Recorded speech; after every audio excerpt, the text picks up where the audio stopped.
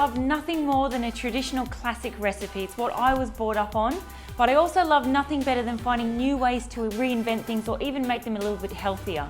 So today, my recipe for what would usually be traditional risotto, I'm going to make with quinoa flakes to make it nice and healthy, full of protein, lots of health benefits. So the first thing I'm going to do is to blitz up some of our broccoli. Now you've all probably heard of cauliflower rice. Basically all it is cauliflower blitzed up so it looks like rice, and we're doing the exact same thing with broccoli.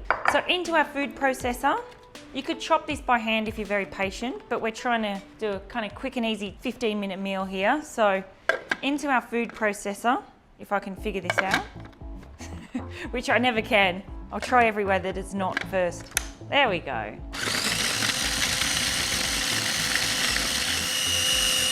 All right, much easier than chopping.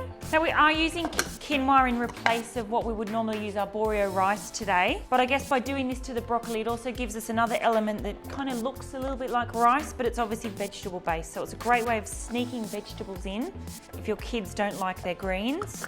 And we're gonna start, as we do the classics, some olive oil and some onion in that pan. See, I'm winning the Italians back over now. They're thinking, all right, I'll watch this girl.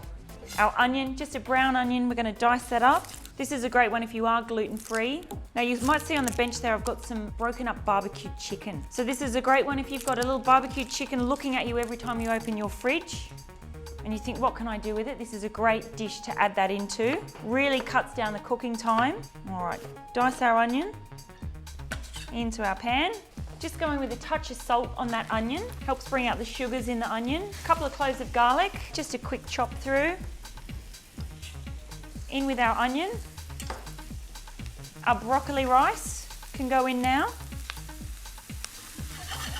Doesn't matter, there's a few clumps in there, don't worry about that. Doesn't have to be perfect. The next thing I'm gonna go in is with our stock. So I've got some good chicken stock here. I'm gonna go in with about 2.5 to 3 cups of stock. And I've got these little babies here, our quinoa flakes. So quinoa is a seed, obviously naturally gluten-free, full of protein, full of amino acids, lots of health benefits in there.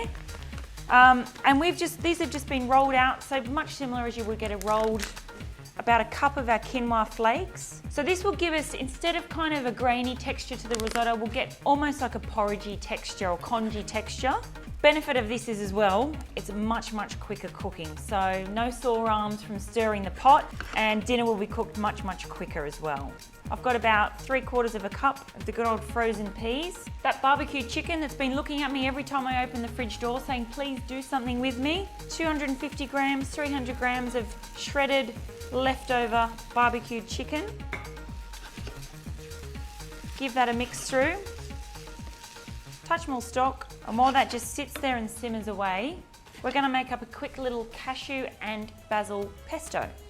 So we're gonna go in with about that many cashews, about a cup of firmly packed basil leaves, some lemon zest, because lemon, peas, broccoli, chicken, all these things work really well together, and a little bit of juice. The lemon juice helps keep the basil from going black in most of your pestos when you're making them.